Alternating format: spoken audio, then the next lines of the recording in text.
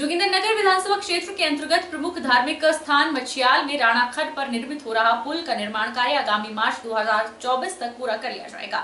बो string arc शैली में बन रहा यह पुल अपनी तरह का एक अलग पुल है और इसका कार्य पूर्ण होने पर प्रमुख धार्मिक स्थल मछियाल में धार्मिक पर्यटन गतिविधियों को भी बल मिलेगा। मंडी जिला के जोगिंदरनगर उपमंडल के मछियाल में राणा खड्ड पर निर्मित हो रहा पुल का निर्माण कार्य आगामी मार्च 2024 तक पूरा कर लिया जाएगा। राणा खड्ड पर निर्मित हो रहे इस पुल पर लगभग 8 करोड़ रुपए की धनराशि खर्च की जा रही है। वर्तमान में इस पुल का लगभग 75 से 80% तक का कार्य पूरा कर लिया गया है। शेष बचे कार्य को भी जल्द पूरा कर इसे मार्च तक लोगों को समर्पित करने का लक्ष्य रखा गया है। मछियाल में राणा खड्ड पर बन रहा यह 40 मीटर स्पेन बो स्ट्रिंग आर्क पुल डबल लेन है।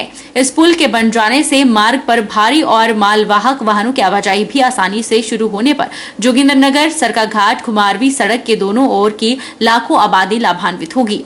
मछियाल जोगिंदरनगर क्षेत्र का एक प्रमुख धार्मिक और पर्यटन स्थल भी है। अधिशासी अभियंता लोक निर्माण विभाग जोगिंदरनगर जेपी नायक ने बताया कि डबल लेन पुल के दोनों ओर पैदल यात्रियों के लिए फुटपाथ भी बनाया जा रहा है। इस पुल के निर्माण कार्य पर लगभग 8 करोड़ रुपए की धनराशि खर्च हो रही है, जिसमें वाहनों की आवाजाही को सुचारू बनाए रखने के लिए निर्मित अस्थायी वेली ब्रिज भी शामिल है। इसके अलावा मछियाल धार्मिक स्थान में ही लगभग 50 लाख रुपए की लागत से फुट ब्रिज का निर्माण किया जा रहा है, जिसे जल्द लोगों को समर्पित किया जाएगा।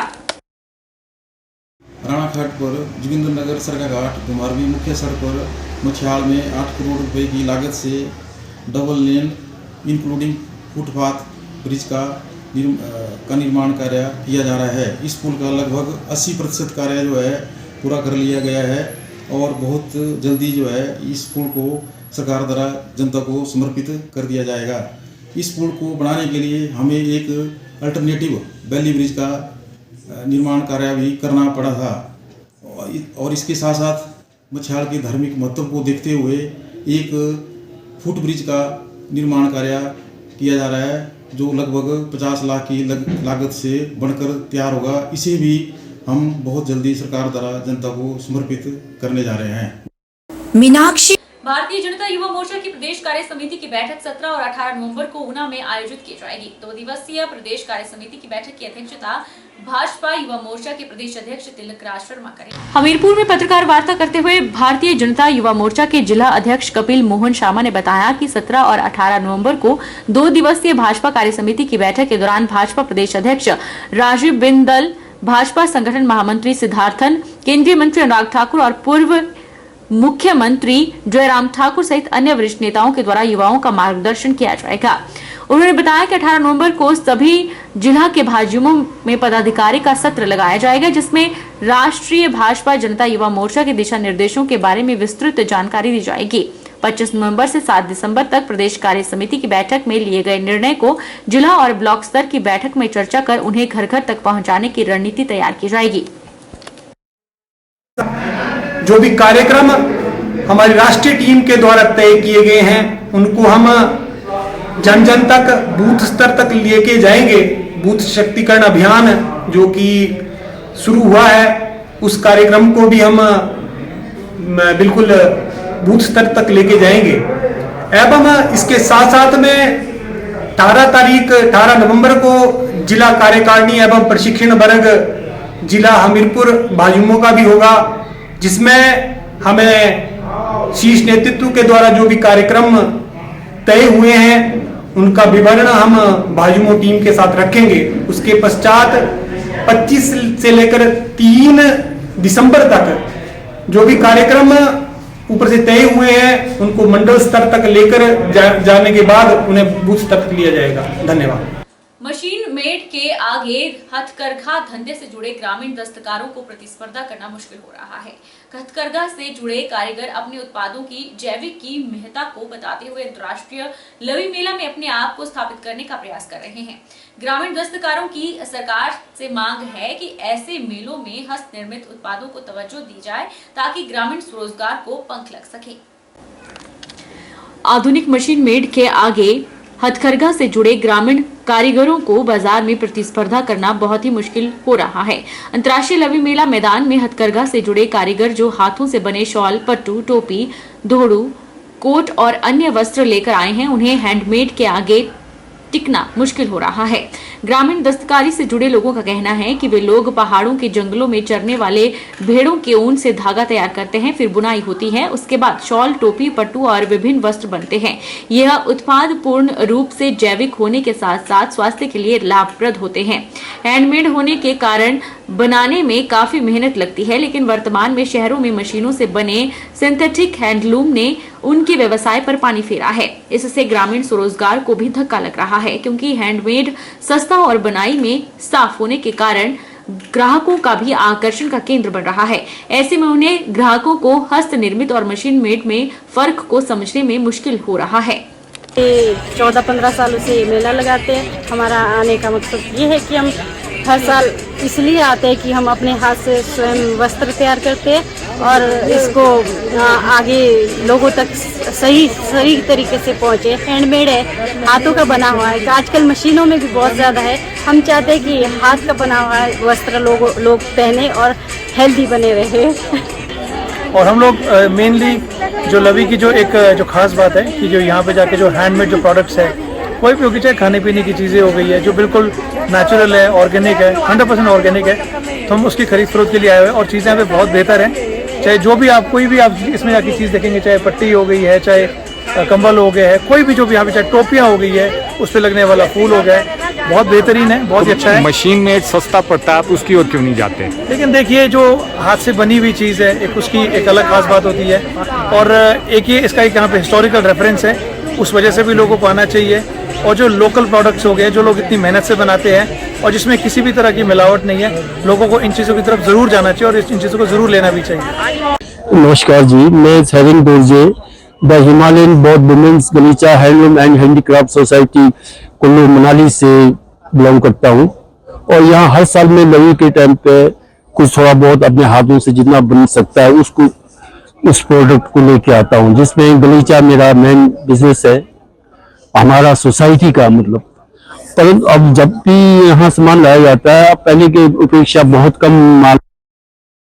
हमारी ये जो ऊन होती है अपने खुद की बेड की ऊन होती है जी।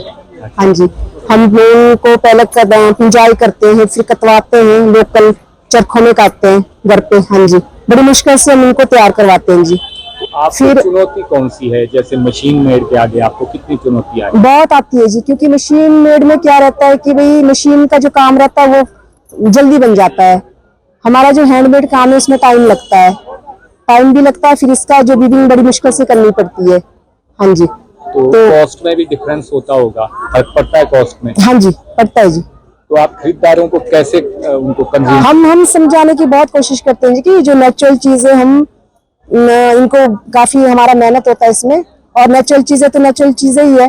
ये मतलब हम जैसे इनको धारण करते हैं, पहनते हैं, कोई नुकसानदायक नहीं है, कई चीजें मतलब फायदेमंद है इसमें ना जी। हाँ जी, हाँ जी। फॉरेक्स ट्रेडिंग के नाम पर 200 करोड़ रुपए से अधिक की ठगी को दुर्भाग्यपूर्ण करार देते हुए पूर्व भाजपा नेता और निर्दलीय प्रत्याशी रहे प्रवीण कुमार शर्मा ने इस घोटाले में प्रभावशाली व्यक्तियों के हाथ होने का संदेह जताया है। उन्होंने कहा कि राजनीतिक और प्रशासनिक संरक्षण के बिना इतना बड़ा आर्थिक घोटाला संभव नहीं है। कुछ लोगों द्वारा ठगे जाने की शिकायतों के पश्चात पुलिस ने जब जांच की तो फॉरेस्ट ट्रेडिंग के नाम के ऊपर एक बड़ा आर्थिक घोटाला सामने आया। सैकड़ों लोगों ने इसमें निवेश किया और लगभग अब तक 210 करोड़ रुपए का घोटाला सामने आया है। मेरा व्यक्तिगत रूप से यह मानना है कि बिना राजनीतिक संरक्षण के इतना बड़ा घोटाला किसी भी तरह से संभव नहीं था। मेरा पुलिस प्रशासन से आग्रह है कि इस मामले की गंभीरता से जांच की जाए और उन व्यक्तियों के ऊपर विशेष ध्यान दिया जाए जिन्होंने अपनी आय से अधिक संपत्ति का निवेश जो है इस फॉरेक्स ट्रेडिंग में किया है। अगर सरकार गंभीरता से जांच करती है तो निश्चित रूप से कुछ प्रभावशाली व्यक्तियों और कुछ प्रभावशाली राजनेताओं के नाम सामने आएंगे जिनके बारे में पहले से ही चर्चा है कि उन्होंने अपना काला धन इस फॉरेक्स ट्रेडिंग के नाम के ऊपर इन्वेस्ट किया हुआ है। मेरा सरकार से आग्रह है, अगर भविष्य में हिमाचल प्रदेश को इस तरह के घोटालों से बचाना है तो आज हमें कठोरता से निर्णय लेने होंगे। जिला बिलासपुर के ग्राम पंचायत सिकरोहा के प्रधान के खिलाफ उप प्रधान सहित वार्ड सदस्यों ने मोर्चा खोल लिया है। इन पंचायत प्रतिनिधियों का कहना है कि प्रधान की मनमानी बढ़ती जा रही है। अपनी मर्जी से ही अन्य पंचायत प्रतिनिधियों से विचार विमर्श के बिना ही कार्य किए जा रहे हैं, जो कि सही नहीं है। जिला बिलासपुर के अंतर्गत ग्राम पंचायत सिकरोहा के प्रधान के खिलाफ उप प्रधान सहित वार्ड सदस्यों ने मोर्चा खोल दिया है। मंगलवार को उप प्रधान दुर्गा राम ठाकुर, वार्ड सदस्य धनीराम, वार्ड सदस्य नगीन चंद, वार्ड सदस्य हरिराम ने प्रधान की मनमानी के चलते एडीसी बिलासपुर को शिकायत पत्र सौंपा। इस दौरान इन लोगों का कहना है कि पंचायत को सोलर लाइट्स मिली हैं, लेकिन वार्ड सदस्यों को इनका कोई अता पता नहीं है। उन्होंने कहा कि प्रधान की ओर से इन लाइटों को अपनी मर्जी से लगवाया जा रहा है, जब वार्ड सदस्यों की भी सहमति लेनी चाहिए थी। उन्होंने कहा कि पंचायत में अधिकतर सार्वजनिक कार्यों का यही हाल है, जिसके चलते इस ओर उचित कदम उठाए जाने चाहिए ताकि भविष्य में इस तरह की मनमानी सामने न आए। पहले मैं 10 साल रहा हुआ, प्रधान रूप में भी रहा पहले, और मैं एक नवा ही काम देख रहा पंचायतों में, क्यों मैं 10 साल पहले प्रधान रहा और ये प्रधान कुछ ऐसा कर रहा, मनमानी कर रहा और सीमेंट का घपड़ा काम नहीं करा रहा और जितने भी काम पीछे के पिछले प्रधान के बचत के बचे हुए उनको भी नहीं कर रहा और मनमानी का किसी मेंबर का नहीं सुन रहा, किसी और का नहीं सुन रहा, किसी का नहीं सुन रहा। तो इस करके ऐसा है कि इसकी इंक्वायरी किया जाए, पंचायत में कामों की इंक्वायरी किया जाए और जितना भी एमएलए फंड का कितना पैसा था बड़ा भर दिया था ठाकुर रामलाल ने, वो उसका भी घपला कर दिया इसने, आधे पैसे कर दिए और आधे पैसे कर देता, पूरा हिसाब किताब इसका सही नहीं है। तो इसकी इंक्वायरी किया जाए जी। और हम बीडीओ ब्लॉक में पहले आए थे, बीडीओ ब्लॉक ने भी कुछ नहीं किया, तो अब हम पूरे पंचायत के साइन करा के डीसी साहब से मिलने आए थे, तो डीसी साहब यहाँ मिला नहीं, फिर मैडम जी मिली तो मैडम ने रख लिया कागज। भाई दूज का दिन बहन और भाई के लिए बहुत खास होता है। इस त्योहार के दिन भाई और बहन अलग अलग तरीके से सेलिब्रेट करते हैं। इस साल 15 नवंबर को भाई दूज मनाया जा रहा है। मंडी में भाई दूज के पर्व से पहले पान की दुकान में खासी भीड़ देखी गई। भाई दूज पर पान का विशेष महत्व है। भाई दूज का दिन बहन और भाई के लिए बहुत खास है। जहां बहनों को भाई दूज पर्व का इंतजार रहता है, वहीं भाई भी इस दिन का बेसब्री से इंतजार करते हैं। भाई दूज को भरदुई कहते हैं। इस त्योहार के दिन भाई और बहन अलग अलग तरीके से सेलिब्रेट करते हैं। मंडी में बहन भाई को मिठाइयां, पान, सुपारी, फल प्रेम पूर्वक भेंट करती हैं। लोगों का कहना है कि मंडी का राजस्व परिवार बंगाल से आया था। बंगाल के रीति रिवाज यहाँ भी अपनाए जाने लगे, इसलिए भाई दूज पर पान आवश्यक बन गया। पान को पूजा में भी रखा जाता है। लोगों का कहना है कि भाई दूज पर्व पर जब बहन भाई को तिलक करती है तो पान और गरी का गोला भी देती है। मंडी में बहुत प्राचीन समय से ही भैया दूज का पर्व बहुत उल्लास से मनाया जाता है। यहाँ भैया दूज को बरदुई कहते हैं। ये द्वितीय तिथि को आता है। भैया दूज का यहाँ एक अलग अपना रीति रिवाज है हमारे। जब बहनें टीका लगाती हैं भाई को, तो उसको खाने के लिए मिठाई तो रहती है। जो लोकल हमारे यहाँ लड्डू बनते थे गरी के, रोडू के लड्डू जिसको कहते हैं, क्योंकि मिठाइयाँ घर की ही बना के दी जाती थी, जिसमें पवित्रता रहती थी, शुद्धता रहती थी और साथ में पान भी दिया जाता था। इसके लिए आपको इतिहास में जाना पड़ेगा कि मंडी के जो राज्य परिवार था ये बंगाल से आए थे। ये सेन वंश जो है ये बंगाल से आया था, तो उनके यहाँ आने के कारण बहुत से रीति रिवाज जो बंगाल के थे वो यहाँ भी अपनाए जाने लगे। जैसे लुच्ची है तो बंगाल में भी खाते हैं, यहाँ भी है। यहाँ भी हम भात बोलते हैं, वहाँ भी भात बोलते हैं। तो पान जो है वो बंगाल से ही यहाँ आया है। और किसी समय मंडी में पान की बहुत सी दुकानें हुआ करती थी, और क्योंकि ये पूजा में भी रखा जाता है पान, तो ये जो भी टीका लगाया जाता है वो बहनें भाई की पूजा करती हैं। तो क्योंकि ये पूजा में रखे जाने वाला पदार्थ है, एक वस्तु है, तो इसलिए ये पूजन के समय पान भी रखा जाता था और पान खाने का शौक़ भी था यहाँ लोगों को। इसलिए पान यहाँ की एक बहुत आवश्यक चीज़ बन गई भैया दूज के समय।